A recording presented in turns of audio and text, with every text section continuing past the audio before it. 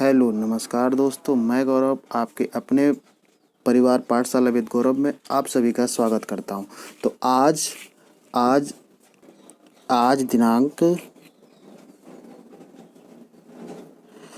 आज दिनांक है 22 अक्टूबर। तो आज है कुछ इम्पोर्टेंट करंट अफेयर जिनको आगे समझते हैं। तो आज का पहला क्वेश्चन है, भारत ने stand of anti tank missile का सफलतापूर्वक परीक्षण किया। इसको शॉर्ट फॉर्म में बोलते हैं संत। ठीक है, आगे समझते हैं। तो इसके बारे में क्या बताया गया है, इसमें लिखा है भारत ने स्वदेशी रूप से विकसित stand of anti tank missile का उड़ीसा, कहाँ पे इसका किया गया है, तो इसका किया गया है उड़ीसा में। ठीक है, उड़ीसा तट से दूर स्थित जमीन आधारित प्लेटफॉर्म से तो क्या किया गया है, इंटीग्रेटेड टेस्ट रेंज, जिसे क्या बोला गया शॉर्ट फॉर्म में ITR बोला गया। ठीक है, आगे समझते हैं ज़रा इसके बारे में क्या लिखा है। तो ये जो संत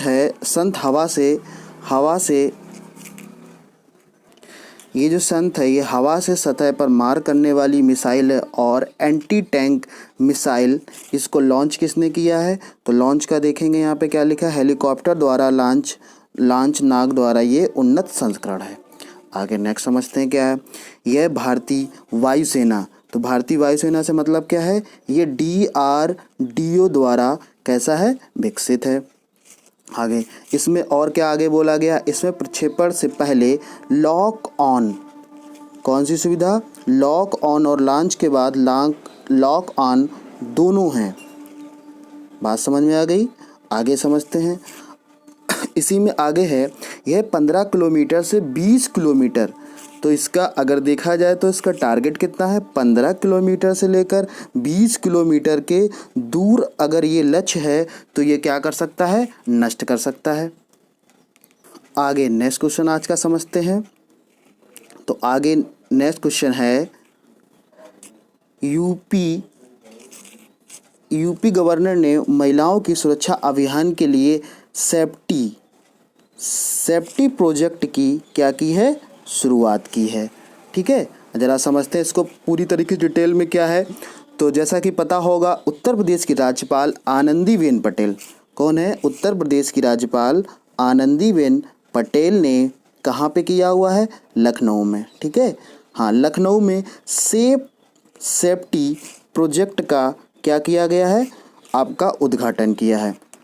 आगे यह जो अभियान है इसकी अगर पूछा जाए तो कितने दिनों का है, ये 180 दिवसीय अभियान है। जिसमें क्या होगा, जिसमें महिलाएं पुलिसकर्मी सार्वजनिक स्थानों पर महिलाओं की सुरक्षा को मजबूत करने और महिलाओं में गर्व व सुरक्षा भावना जगाने का काम करेगी। अब आगे इसी में है, 100 गुलाबी स्कूटी और 10 चौपहिया वाहनों को भी हरी झंडी दिखाकर रवाना किया गया है। तो अगर यहाँ से पूछ लिया जाए तो कितना हो जाएगा, तो यहाँ पे आपका हो जाएगा 100 गुलाबी स्कूटी और 10 चौपहिया वाहनों को क्या किया गया है, हरी झंडी दिखाकर उसका उद्घाटन किया गया, जिसमें फर्स्ट एड किट होगी। अब इसमें जो ये आपका प्रोजेक्ट लॉन्च किया गया है, इसमें आखिर क्या क्या है ज़रा समझते हैं इसको। इसमें है फर्स्ट एड किट होगा, फ्लैश लाइट होगी और अन्य सुविधाएं होंगी। ठीक है, आगे समझते हैं ज़रा। आगे नेक्स्ट क्वेश्चन है, केंद्र ने क्या किया है, DDC की स्थापना हेतु कहाँ पे, झारखंड पंचायती राज अधिनियम संशोधन किया है। तो इसको अब ध्यान से आगे समझते हैं। आगे क्या दे रखा है, गृह मंत्रालय ने, किसने किया है, गृह मंत्रालय ने जिला विकास परिषदों यानी कि DDC की स्थापना हेतु कहाँ पे, जम्मू कश्मीर पंचायती राज अधिनियम कितना 1989 में ये संशोधन किया गया है। DDC जम्मू और कश्मीर में शासन की नई इकाइयां होंगी जिसमें सीधे मतदाताओं द्वारा चुने जाएंगे, यानी कि जो आपकी DDC की स्थापना की गई है इसमें जो भी मतदाता होंगे वो सीधे डायरेक्ट आपके चुने जाएंगे। इसी में आगे है, इस नई संरचना में जिला योजना समिति के साथ साथ कौन कौन होगा, डीडीसी शामिल होगा। और यह जो है ये योजना किसकी जगह लेगा, यह सभी जिलों एवं विकास बोर्डों की जगह लेगा। अगर इसकी अवधि की बात करें तो ये कितना हो जाएगा, 5 साल हो जाएगा। अगर इसके डीडीओ के सीईओ की बात करें तो डीडीओ के सीईओ कौन है, अपर डीसी इसके सीईओ होंगे। ठीक है, आगे नेक्स्ट क्वेश्चन को समझते हैं। तो आगे नेक्स्ट क्वेश्चन है, असम में बनेगा भारत का पहला अंतर्राष्ट्रीय मल्टी मॉडल लॉजिकल पार्क। ठीक है, अब जरा इसके बारे में पूरी डिटेल समझते हैं कि आगे इसमें और क्या क्या आ गया। तो क्वेश्चन यहाँ से क्या बन सकता है कि आपका पहला अंतर्राष्ट्रीय मल्टी मॉडल लॉजिकल पार्क कहाँ पे बना है, तो आंसर क्या हो जाएगा, इसमें असम हो जाएगा। आगे इसी में समझते हैं। अब इसमें क्या क्या बातें कहेंगे ध्यान से समझते हैं।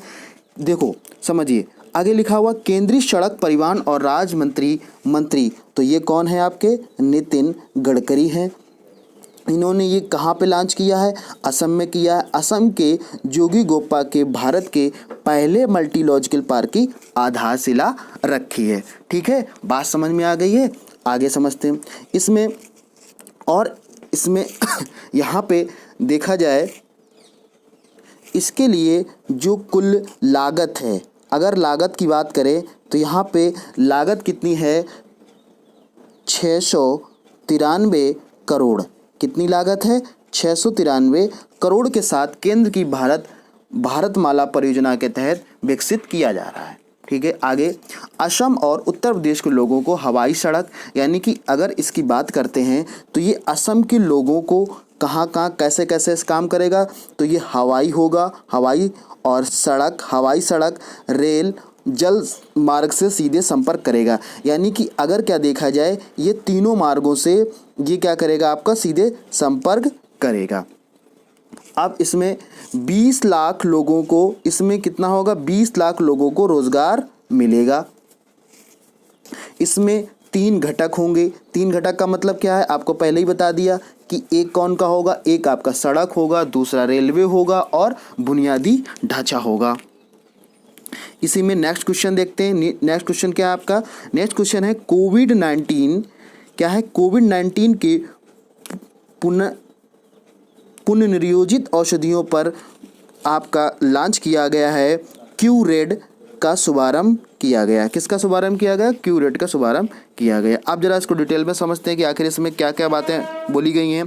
तो आगे है, आखिर पहली बात तो ये आपसे क्वेश्चन पूछा गया है कि केंद्रीय स्वास्थ्य मंत्री, इसको लॉन्च किसने किया, केंद्रीय स्वास्थ्य मंत्री ने लॉन्च किया है, और जिसका नाम क्या रखा है, क्यूरेड।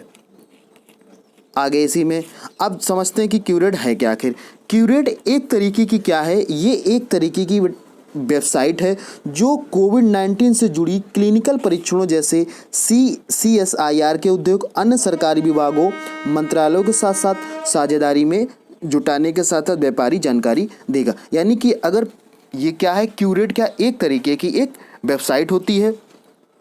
अगर इसी का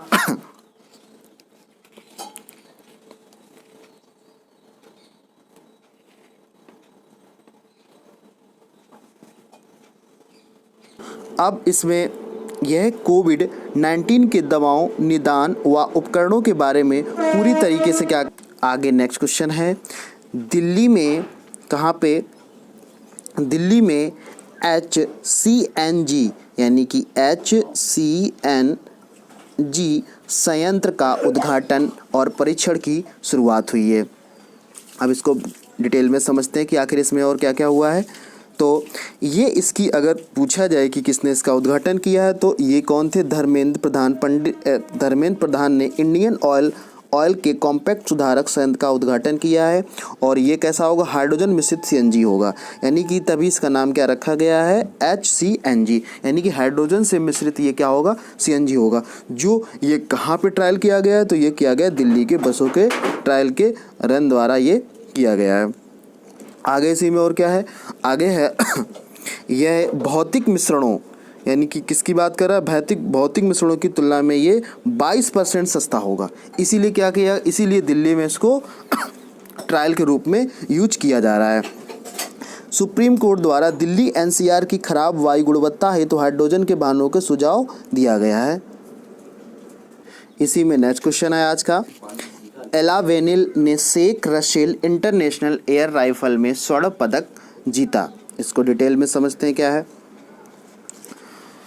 भारतीय निशानेबाज एला वेनिल वलारिन ने महिलाओं की 2020 Sheikh Russel international air rifle championship में क्या जीत लिया है? स्वर्ण पदक जीत लिया है। ये जापान के नाया ओकाडा ने पुरुषों के Sheikh Russel air rifle championship में स्वर्ण पदक जीता, जबकि भारत की साहू तुषार माने ने रजत पदक जीता। चैंपियनशिप 60 शॉट प्रतियोगिता थी, जिसमें किसने किसने भाग लिया था? Bangladesh, Bharat, Japan, Korea, Indonesia और भूटान के निशानेबाजों ने भाग लिया था। यह बांग्लादेश शूटिंग स्पोर्ट फेडरेशन द्वारा आयोजित किया गया था। आगे नेक्स्ट क्वेश्चन है। OECD international migration outlook report में दूसरे स्थान पर भारत। तो OECD ने प्रवासन आंदोलनों और नीतियों में हाल के घटनाक्रम का विश्लेषण करने के लिए अंतर्राष्ट्रीय प्रवासन आउटलुक रिपोर्ट के आने के 44वें संस्करण का जारी कर दिया है। OECD की नागरिकता प्राप्त करने वाले आर्थिक सहयोग एवं विकास संगठन देशों में जाने वाले प्रवासियों की संख्या के मामले में भारत को दूसरा स्थान प्राप्त हुआ है। यहीं पे अगर चीन की बात की जाए तो चीन यहाँ पे सबसे फर्स्ट नंबर पे रहा है। 3 लाख प्रवासियों के साथ साथ ये बरकरार रखा गया, जिसमें भारत और रोमानिया हैं। अगर इसकी OECD की मुख्यालय की बात करें तो ये इसका मुख्यालय कहाँ हो जाएगा? पेरिस हो जाएगा। Next question. VTS और VTMS के लिए स्वदेशी सॉफ्टवेयर समाधान के विकास का शुभारंभ।